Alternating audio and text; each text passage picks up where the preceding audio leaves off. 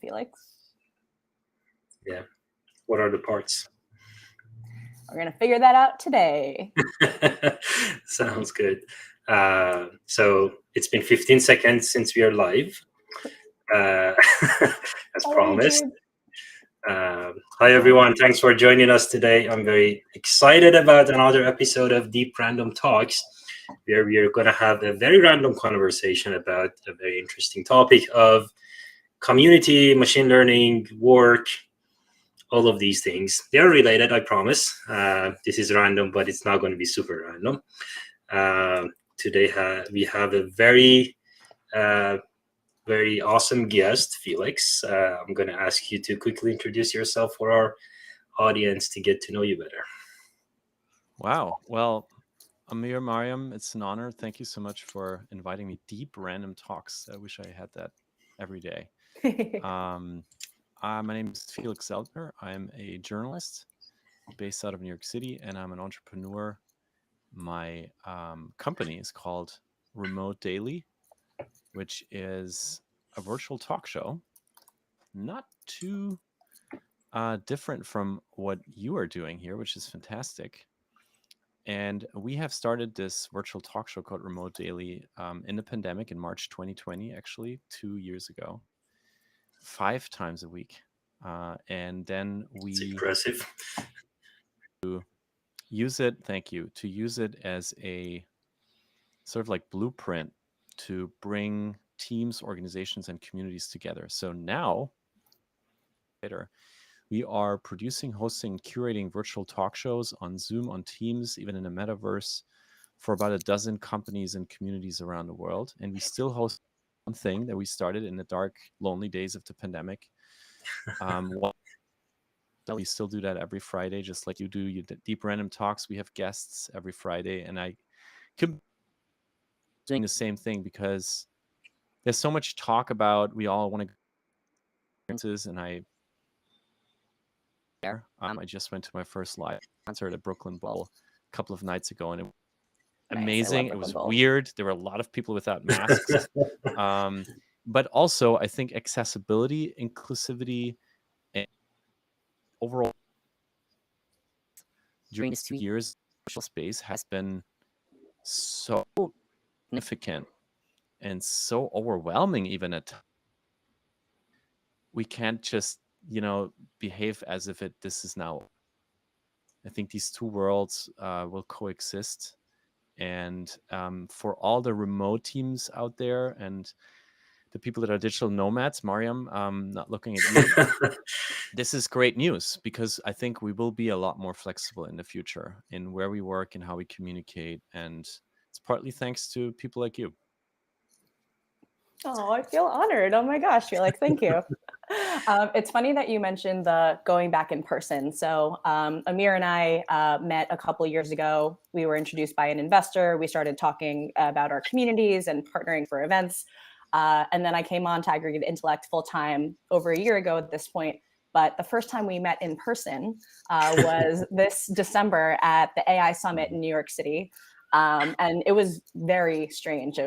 Everybody was wearing masks for the most part, but still just the physical proximity was strange. Amir and I both got COVID after one of the events. Wow. But yeah, the whole in-person, I miss a lot of it. But then at the same time, I'm like, so much easier just to hop on a call. Right. The comment Everybody's about on time now. That's the other weird thing, right? There's True. Oh, hey, just need a few minutes. No, Traffic. Everybody's like, boom, just sitting there on time. There's no more excuses. And for me, who has some issues with time sometimes, that's also a new thing. But I'm also more punctual thanks to virtual. So, yeah. Yeah, and the comment about access is very interesting and very related to the topic because we definitely saw a very significant growth in people joining our activities from more remote places. Just talking about communities and access and how the pandemic, one of the silver linings of it is that people from a small town in the middle of nowhere are part of what is happening in the core downtown New York City or Toronto or etc. Right? So that's a very interesting topic, and we will talk more about that in a second. But importantly, what are you drinking today? I'm drinking some thyme tea infused by coffee. Mostly because I was lazy to empty my cup and just pour the tea on the coffee. So, I think you said the exact same thing the last time we were filming DRT, Amir. Yeah, that was peppermint tea. That's what I call a true desk cocktail. I like that. There you go. I brought some cold coffee myself. Nice. Nice. There you I am double fisting water today. Nice. That's what you do for an hour healthier. live stream. That's right. So what's new with you, Mariam? Calling today from Richmond, Virginia, visiting my niece and nephew here for the next 36 hours. I will be in Florida for the month of April, and then back in Pittsburgh for May, June, ? We'll see. But I also want to mention the reason Felix and I met was when I was running an AI community in New York. Felix was running a Future of Work conference. We were introduced by a mutual friend, Carl Brockmeyer. Shout out to Carl. So when Amir and I were talking and prepping for this DRT, we wanted to talk about the rise of communities and collaboration and the future of work. And Felix was the first person to come to mind. Definitely. Thank you. I'll send you later. That's a very kind introduction. Kidding. All right, let's jump into the topic. So today we are talking about communities, machine learning, and products. So, and as I said, I promise they are related. So in my entrepreneurial journey, both Mariam and I sort of started with building communities, and then based on observations in a community, we ended up deciding to start a company and building a product for that community. And believe it or not, in the first couple of years of my entrepreneurial journey, I always felt like I need to hide the community side, because if I'm talking to investors, it should be about a product, right? Not because, communities and events, that's not a product, right? So I had this huge mental barrier in myself, right? That, community is not a product. And it took me a very, very long time to understand how intuitively that didn't make sense to me. But, talking to fellow founders or investors, I always felt like their expectation was for me to build a product and only a product and sell it, rather than have a product that has a very blurry, boundary with a community. So, and ultimately I learned that it is fine. It is working. It is great. It actually is a very huge moat. And, then I started to own it and, educate myself about it. And a lot of interesting things happen in that space. And that's why I wanted to talk about this topic, with another community builder, my co-founder, and Felix, who's also well-versed on the topic of future of work, because this topic is very interesting from the point of view of how work is viewed, historically, today, and in the future, and how that overlaps with communities. So I found a few resources that talk about that history of work and what is the definition of it. To start, maybe each of you can quickly say, what does work mean to you? Ooh, good question. Felix. Wow. Well, I would say in our days, it's survival. I think when way back, and now I'm going fully deep random, right? Still very, very different conditions, like nature and the land and living in houses and all that. Ours was connected to like finding maybe food or shelter. But when you really think, and especially in a country like the United States, and you live and you have rent to pay, insurance to pay, maybe people you take care of, elderly children, maybe a car. How do you do all that? together. And that income is bound to your job. So I hope this doesn't sound too banal, but I really think that the why we talk so much about work and why work has become now such a disputed topic with the Great Resignation, and a lot of people about is what I'm doing, is because it has overtaken our lives in such extent, because it is our, like, we depend on it. We depend on doing something that and at the best maybe generate attention and appreciation and connection and belonging. This is deep, and this is really what it comes when you talk about work today. Very interesting. Yeah. It's really interesting too, because the way you're addressing work, I think, makes a distinction between work and leisure, and how work leads to payment and income and survival, which is definitely a component of it. The way I like to think of work, and this is probably my biased opinion from being in a community environment for so long, is contributing effort towards a greater good. And you might get paid for that. That might be an open source project. It might be a topic that people are just interested in contributing to and fleshing out in some capacity. But the whole dynamic between work and leisure, and then, people say you're not really working if you love what you're doing. So, how do you find that overlap? What are your thoughts, Amir? I love what both of you said, because the article I was reading actually draws the dotted line between both of the things you said, right? So essentially, if you look historically to, how we can define work, even in primates, tens of thousands of years before Homo sapiens were a thing, some of the primates started using tools, and they started using tools for survival purposes. Even, the early, versions of Homo species were using tools for survival purposes, to create shelter, to obtain food. So the definition of work for tens of thousands of years for us has been all around survival. Like it was the activities, the set of activities, the strategies that you had to come up with in order to be able to make it to tomorrow morning, right? So it was completely survival based.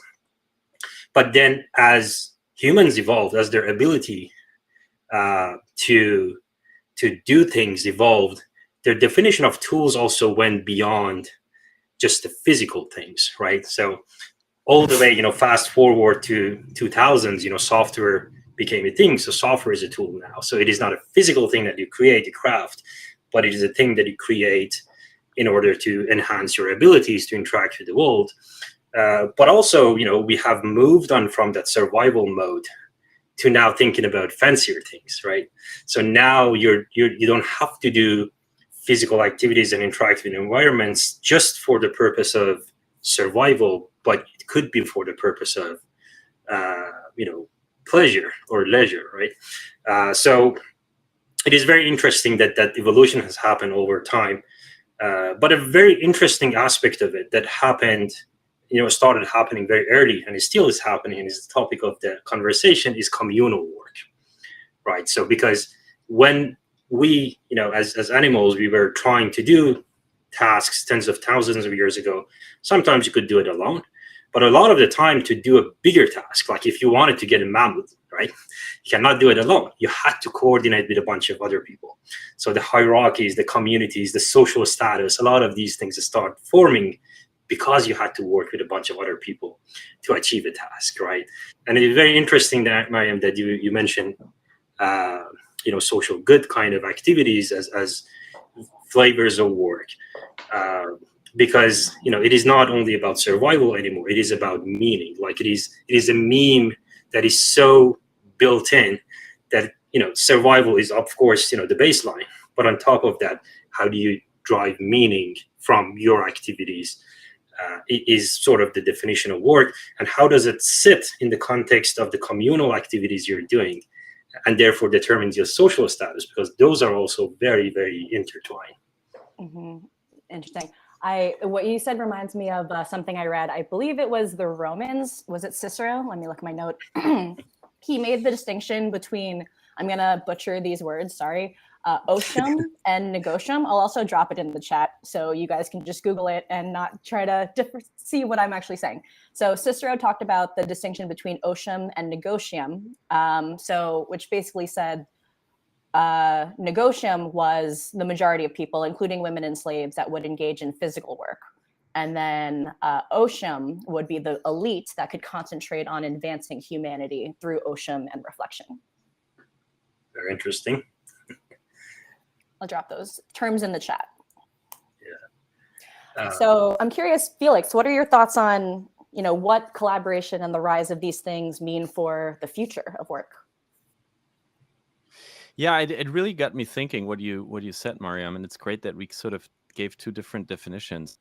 I think mine is more when you think about the Maslow pyramid of Maslow's hierarchy. More on top. I'm more in. I'm like, yeah, you. I'm already self-actualized. Have when you, and I think it's part of me. This is also because I'm from Europe, and I grew up in a country where in Germany, where you have social security systems pretty strong for people that fall off the cliff for some reason or choose to, go into a state of search or in between jobs or can't work for some reason in a meaning of making income, but also because of the situation. You have people in Europe who are being displaced and who lost the entire bottom part of the pyramid. Food, shelter, safety, action, it's all gone for them. And they're moving to a different part of the world to find that again. So I guess part of my answer was also triggered by that. And also by being an entrepreneur, that has a payroll and a team and has every month. So really appreciate what you said. And what Amir said, it's the newer definition of work, right? And the reason why we have this as but one is that many people what they do every day during the pandemic and decided for themselves to and they will look forward for another meaning. And that's a really powerful thing. And I just got the latest numbers just came out this morning. There is a historic high in job openings in the US. And it doesn't look like they'll be filled anytime soon. And at the same time, you have in February 4.4 million people quit or change jobs. Wow. It's just insane. I think this is against 11.3 million jobs. I'm just reading this Washington Post right now. I'll share the link.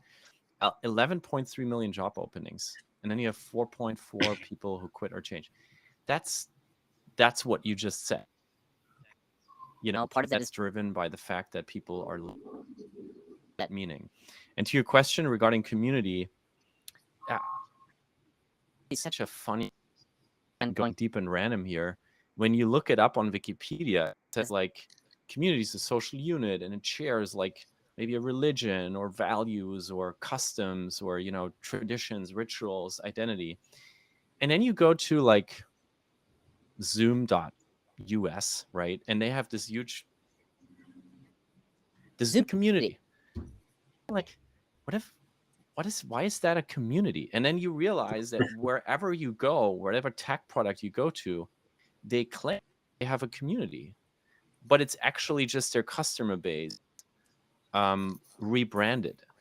And that's an interesting thing, because I think we're in a major soul search in everybody now branding themselves. And Amir, you said that so brilliant in the beginning, saying, I don't know what community, like, what do you need a community for? I just need to sell a product. Exactly. And that's why every company is now saying that they already have a community, because they just want to sell a product. They don't want to go the painful day-to-day of actually building one. But when you really have a community market, you're a wizard at that, then it starts to become really interesting, but it also is a daily investment actions, and it means to find these common norms or rituals or values. And to bring it home to what we did in the pandemic, we went online 5 days a week for 1 hour, always at the same time. And we built rituals such as mindfulness. In every talk show, we have 3 to 4 minutes of just breathing, arriving, just giving you a moment of zen, of quiet on a Zoom call, which is unheard of, right? And when we brought that to companies, some companies were like, do we really need mindfulness Zoom call? If you ask that, actually really need it. And they try it and they figure out, wow, this builds community. This is a ritual we do together and we feel better afterwards. So let's keep that.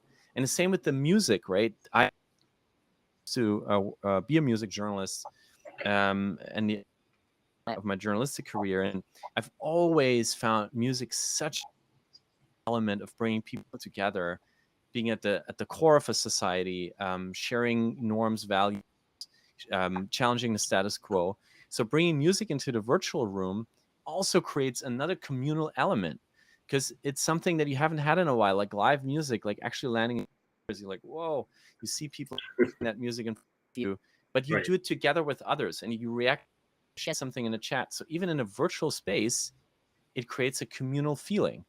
And that's where, for me, but that's when it's not over, right? So we have people from all over the world coming to our Zoom in the beginning of the pandemic, but then how do you actually build that into a community? You have to invest every day. You have to create gatherings, Mariam, you know all that. That's when you get to some point, but not when you open a tab on your website and saying, this is our community. And then you can just, hey, this product doesn't work on the latest Mac OS update. What should I do now? That's not community to me. That's a customer support channel on Slack. Sorry, Felix, I love what you said about live music, because one of my favorite things is going to a show and seeing live music. And there's something about the collective experience is so, so important. And it's interesting that that collective experience feeling can be achieved on Zoom and in person. So I've been to some of the remote daily events that you did. The one with Mark Cuban was awesome. And I really love what you have done with the format of it. Yeah, and when I saw his eyes and meditate, I was like, wow, this is kind of powerful. He's actually doing it. He's sitting there in his chair in his office, is just closing his eyes and listening to our mindfulness guide. So exactly, that's the moment when he became a part of the community, at least for the time he was there. And then up. Yeah. So one of the interesting things that Mariam and I were actually talking about a few days ago, and today when I was researching for this session, I learned another extension of it is the difference between a community, an audience, and essentially customers, right? So it's very interesting that you say everybody's rebranding everything to community just to feel cooler, although building a community is much harder. But I think it might be worthwhile to take a minute to disambiguate these, right? So from my point of view, what you described, a bunch of customers of a product are just customers, and what you're providing to them is just support, right? They become an audience if you are producing things that they consume, mostly content, right?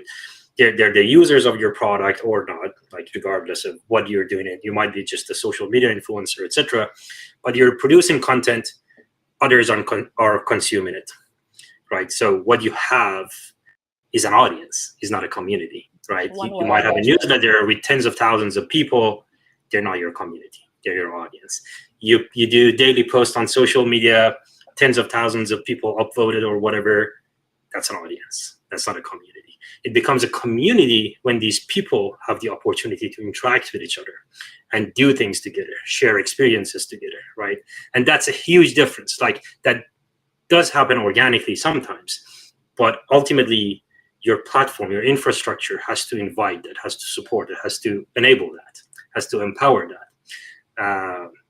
So that's, I think, a very important distinction that a lot of people, either purposefully or not, don't see, and just rebrand everything as community. But then if you can have that community, that's a huge moat, because those are people, like, I think that another disambiguation is between community and cult. I was just going to bring that up. Because oftentimes we talk about Apple users as the Apple cult, right? We talk about Notion users as the Notion cult, right? There are things that, of course, like objectively are different, but ultimately you create people and, you know, set up events like the Apple launch events. So they're very famous, right? Those are events that brings together the users, and the ultimate goal of it is, like, the brilliance of it is that it allows people like Apple users to interact with each other and say, have you seen this cool feature, right? In an event or outside through other social features that they have. So that distinction is very, very interesting to highlight, I think. That is really interesting. So I was doing some research too on just community-led, and since we're disambiguating things, community-led. So, you know, we were looking into what community-led products are, community-led companies. Lolita Tab has a really good definition. I'll tie it back to what you said in a minute, Amir. I'm just going to read what Lolita says. For those that don't know, Lolita Tab runs the Community Fund and Ganis Ventures, where she invests in pre-seed and seed community-driven companies in the US and Latin America. She says community-driven companies are faster growing due to their passionate members and sticky products. They typically have better gross margins because their engaged users support each other and engage in sharing product feedback. And then these businesses overall have lower operating and sales costs from the marketing and sales flywheel. So in general, these organizations create environments where the customers see themselves as members. So going back to what you said, Amir, creating those engaging ways where they can actually interact with each other is, I think, a huge distinction here.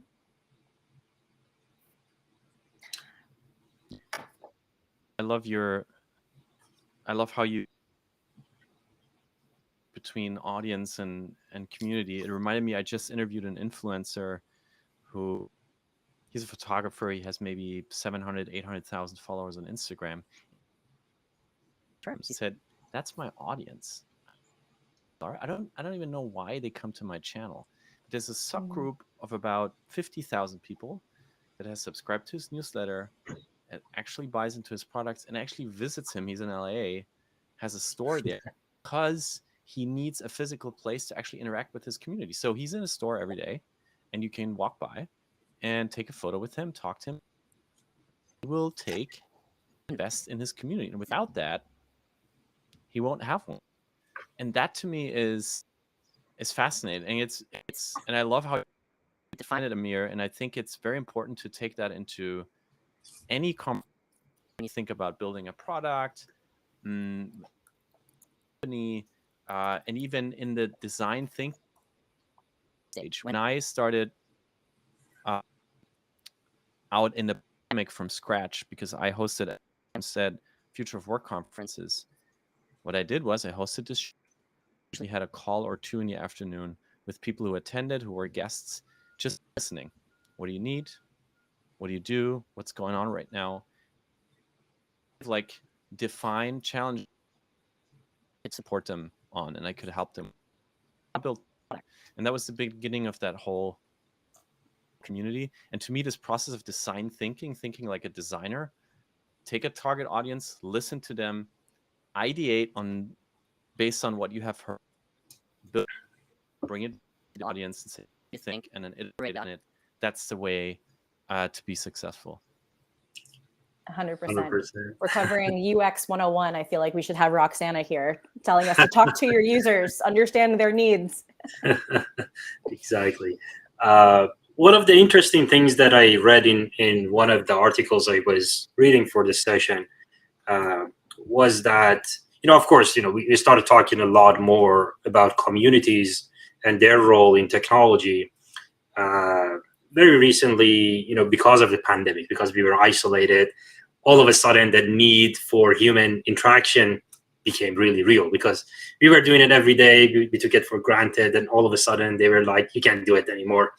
And then we were like, oh, what's happening? So we started talking about communities a lot more, but the concept of using communities as part of technology and product development is not new.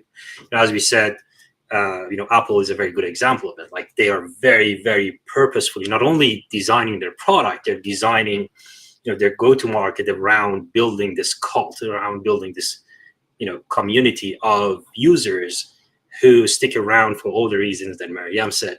And in the space of, during the pandemic, we've seen things like Peloton getting really big, using the same concept, right? Like, this is something you can do, but don't do it alone. Let's do it together, blah, blah, blah, right? So we've seen this very effectively in note-taking apps like Notion, Confluence, and such, in design apps.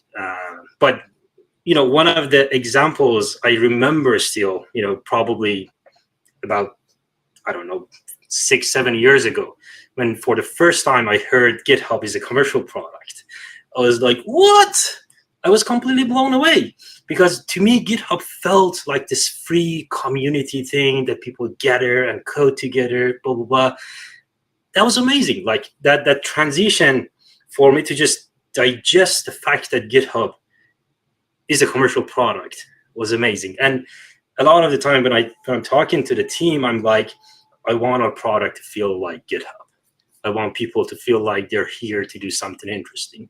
Like, that feeling is the same on Reddit, right? It's a commercial product, but you never feel like you're part of a commercial thing, like Facebook, etc. Well, not Facebook, scratch that, because but speaking of GitHub, Mariam, I know you did a bunch of research on essentially how it happened. I did. Yeah, GitHub has been a really interesting case study for us. Not only have we borrowed a bunch of design elements, but just their business model and how they grew their community from open source to commercial. It's been very interesting. So most people probably know that GitHub actually started as a weekend project in 2008. So how did they start there and then become one of the most powerful software development tools in existence? So it did, Amir, as you know, started as Git. So Git was its own thing, version control system to support Git integrity, released April 2005. The founders of Git, Tom Preston Werner and Chris Wanstrath, were hanging out at a sports bar after a programming meetup. And Tom told Chris about this idea for a Git hosting site where it could be one place to easily share code and learn about Git, hence a GitHub.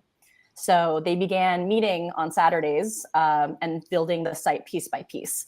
I love the way they structured this. They would grab brunch and then talk about ideas and then get to work, which is a fun Saturday routine. I think Tom worked on doing the design and the features, and Chris worked on the implementation side. And then at some point, a guy named PJ Hyatt joined after they launched the free public beta to their friends. And then 3 of them launched the site officially in April 2008. At some point, a guy named Scott Chackin comes on, but we're focused on the building part here. Chris said that the real cost of building it out was just supporting themselves as they grew the site. I think PJ and Chris were doing some consulting to pay the bills. Tom was still working a full-time job. As the business grew, they came up with a system to slowly phase out and work on full-time salaries. 4 years later, they raised $100 million from Andreessen Horowitz, which was an insane round in those days. And eventually, GitHub was acquired by Microsoft in June 2008 for $7.5 billion, which at the time was valued at 25 times their revenue. Again, insane valuation.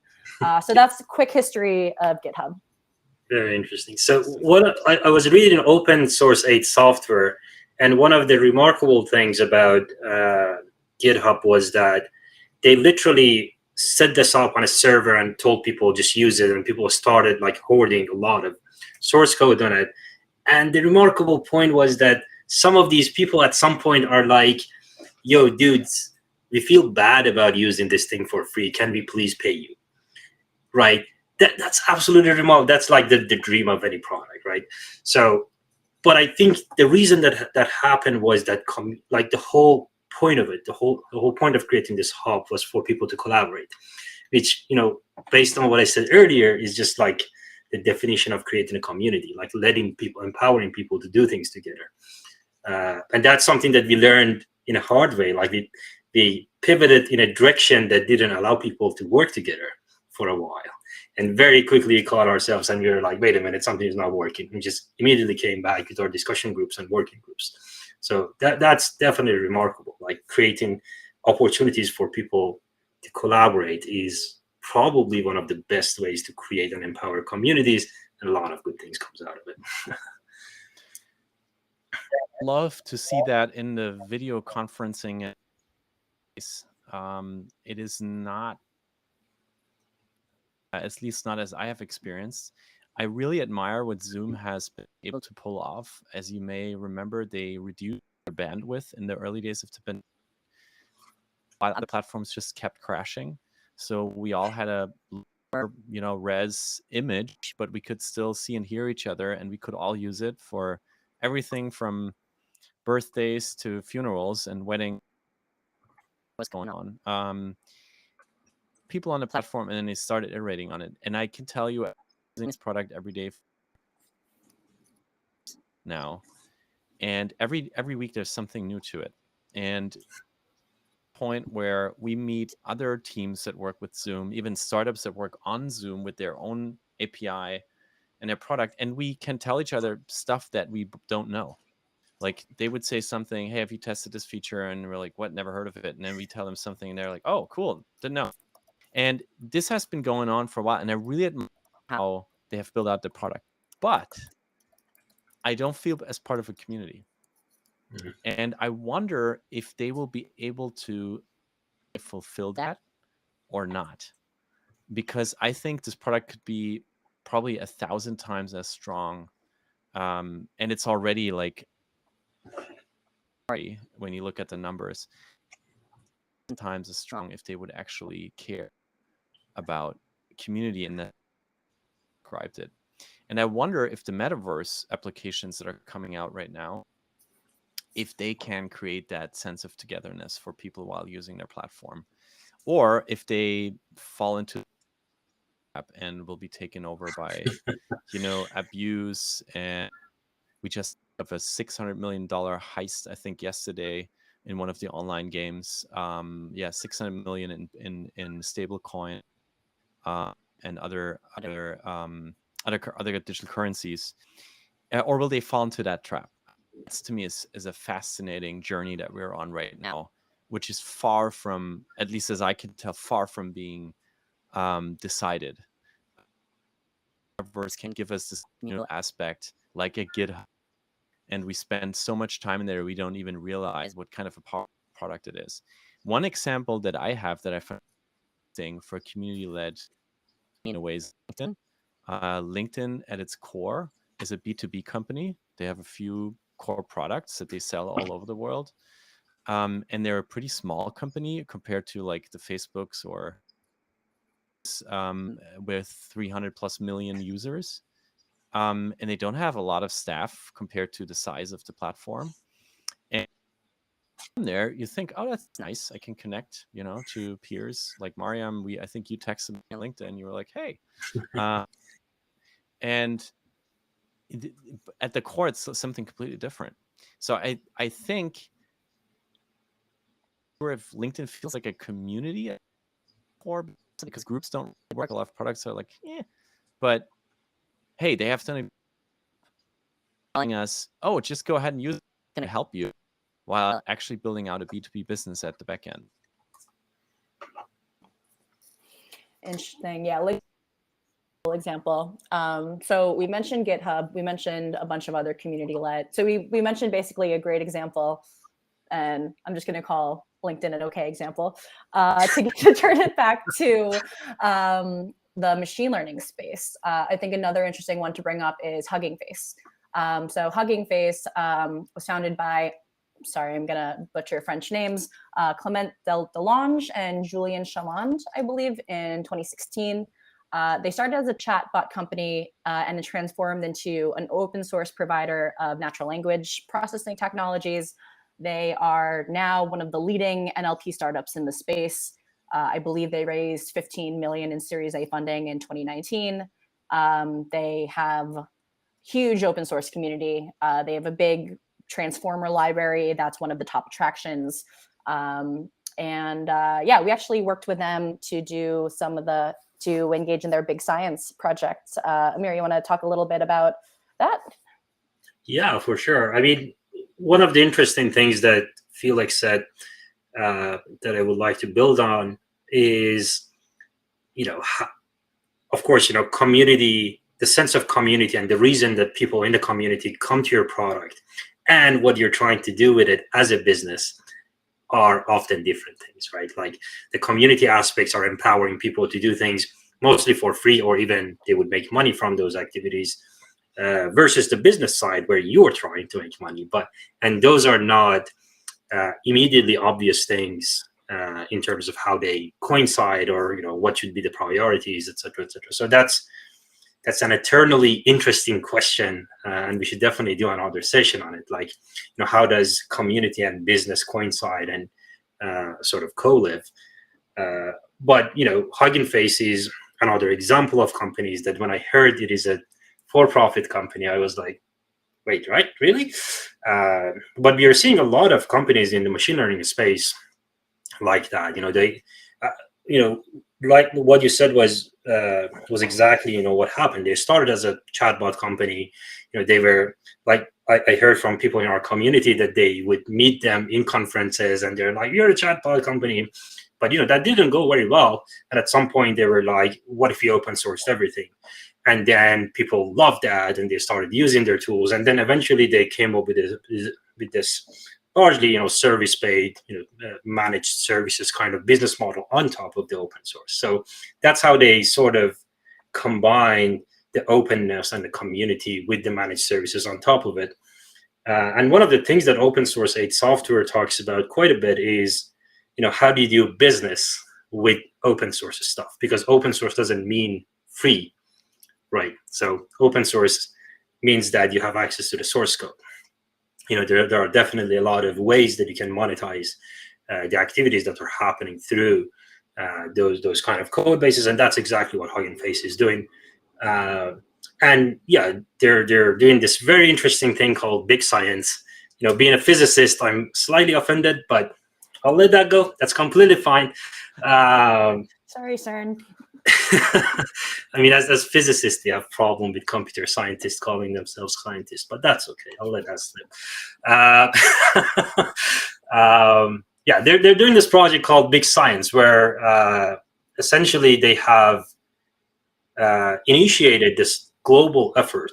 I don't know the number now, but probably I wouldn't be surprised if it is around 1,000 people globally have come together to essentially design this ginormous system that collects data, analyzes it, and trains a very large language model that essentially understands documents and natural language in, I don't know the number, but tens of languages.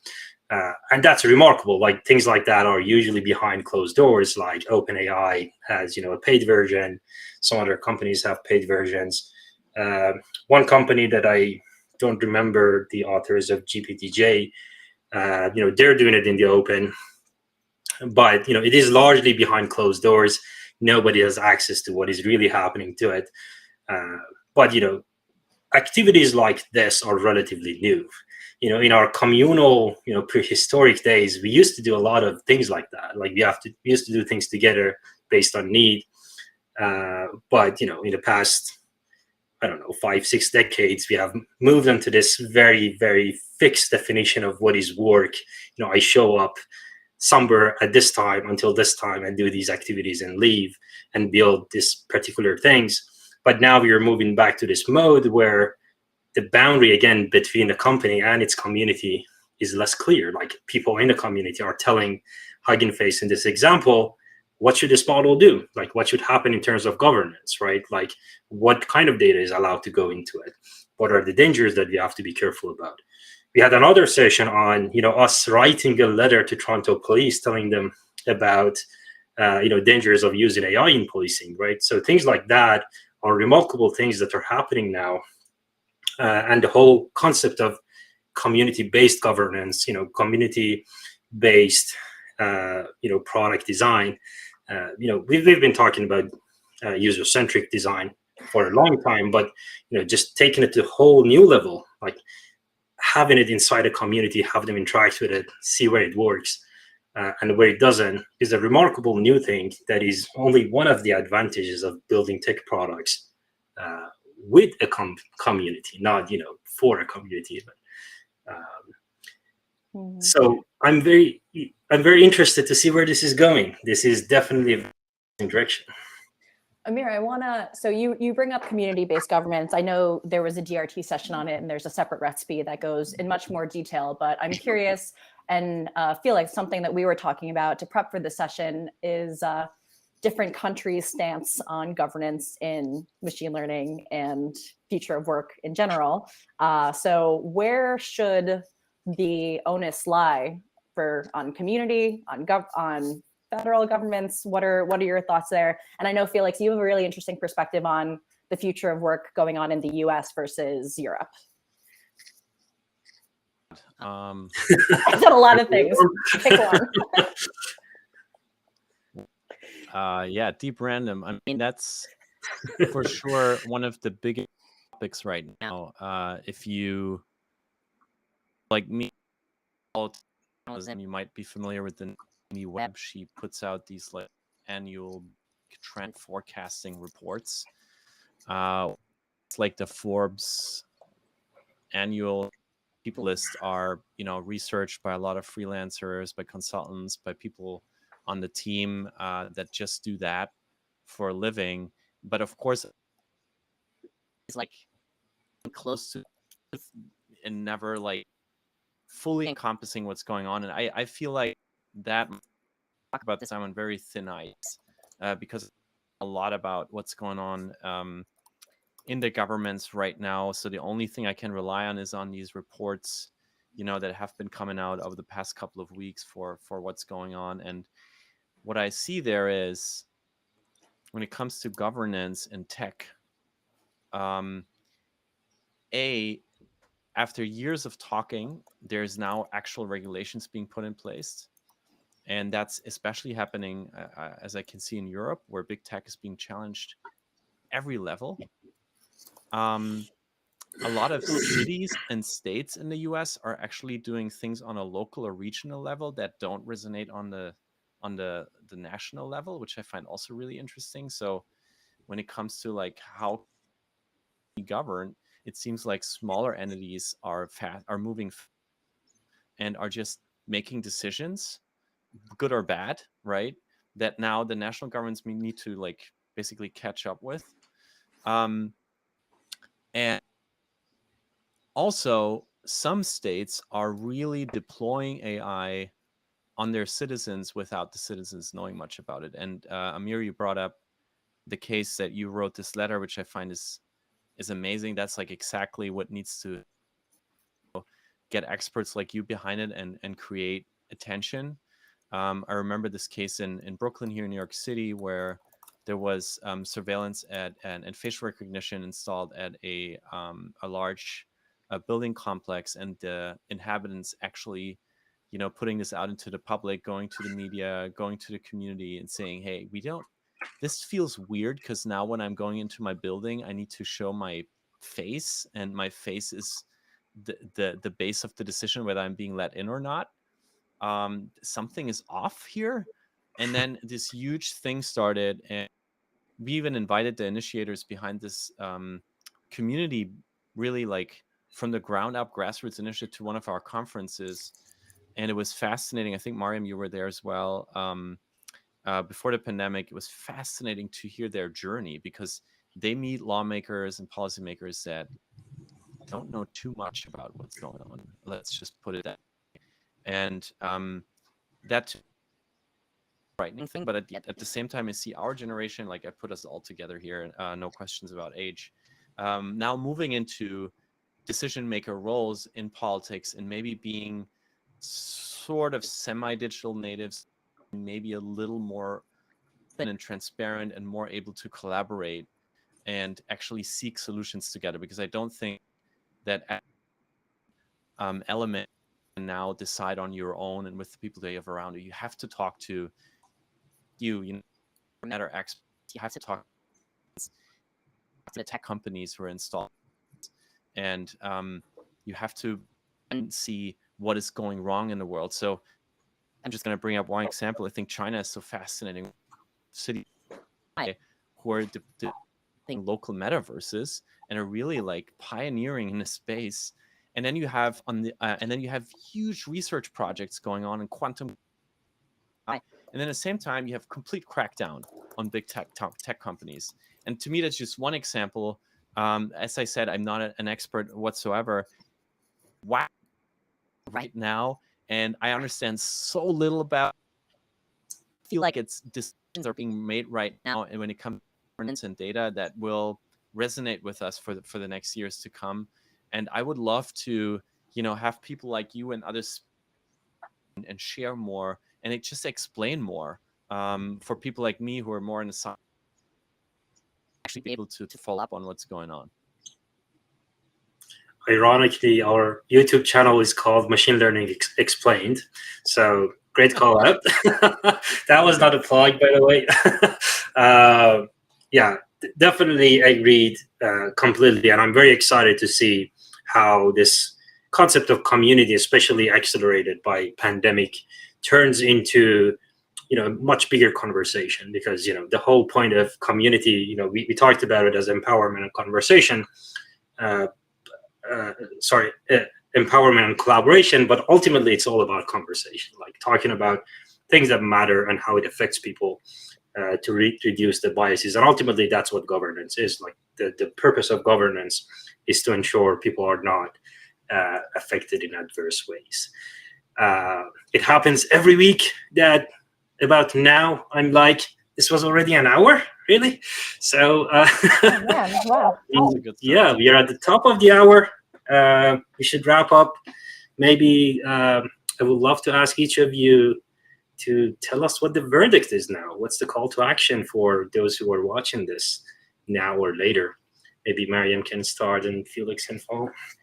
Yeah, I mean, this is a really interesting topic. I definitely think this is going to be a multi-part series, just how communities and the future of work, and there's so many subtopics that we have already been talking about us together. Call to action, I think we're going to have a recipe around this topic, so there will be a bunch of resources that we have talked about that will be there along with our notes. If there's anything we missed, or if you have any questions about it, you can comment directly on the recipe. You can even add your own resources to the recipe if you feel something's missing. So definitely interact with that. And yeah, you can join our Slack channel. And if you want to continue the conversation with us, you can just ping us directly on Slack too.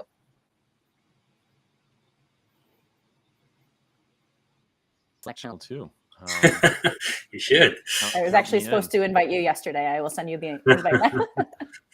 A lot from you both. Thank you so much from having me. And I especially learned that I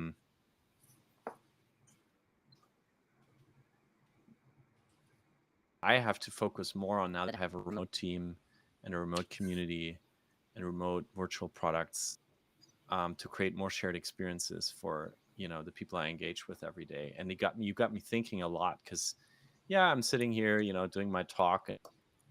It's working. Listening to a lot of people, what we're doing right now is working because of that. But what is the next step, right? Especially now when we're moving into a hybrid world. So I guess my call to action would be, if you're part of a remote team, maybe because of the pandemic, right?